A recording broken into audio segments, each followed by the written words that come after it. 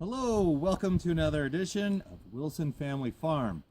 Today I'm going to be explaining how you can collect water from snow. It's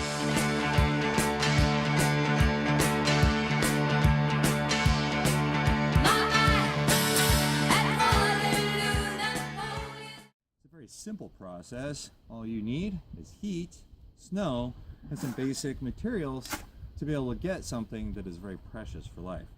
So what I have is a pot where I'm going to put the snow and ice, shovel to be able to get the said snow and ice into the pot, a strainer, a cloth, and then also another pot to be able to separate the water into. So I'm going to start by filling this up.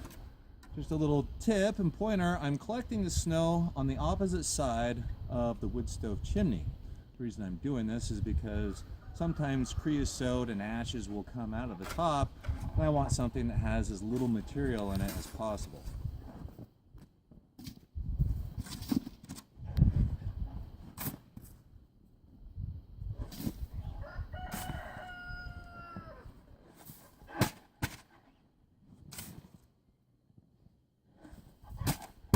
Now you'll notice that I'm packing it down. What I'm doing is I'm making it so it's denser and there's more water inside of it. Another thing you can do is you can use 5-gallon buckets. You can pile the snow and ice in there.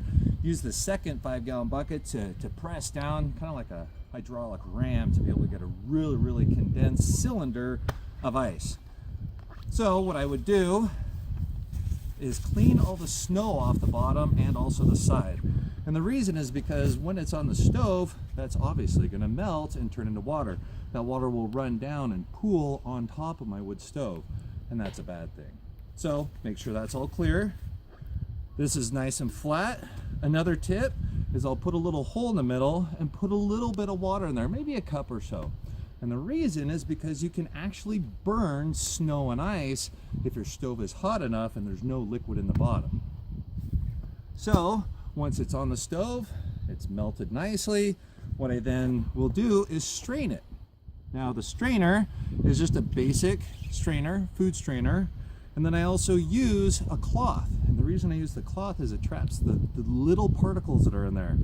Being around all the trees and animals and all that, there's stuff in the air that's going to get trapped in the snow, and I want to separate that from my water. As you can see, I've used it already today, and there's some pieces inside of there. It's trapped that, and it makes it so that it's a little bit cleaner. See, this is how big the gaps are in the strainer. If I didn't have this on here, those would have gone through. The water then will collect inside this pot, and then you can use it for washing dishes, taking a shower, or even drinking. Now, if you're going to drink it, I would recommend boiling the water first, which will make it very safe.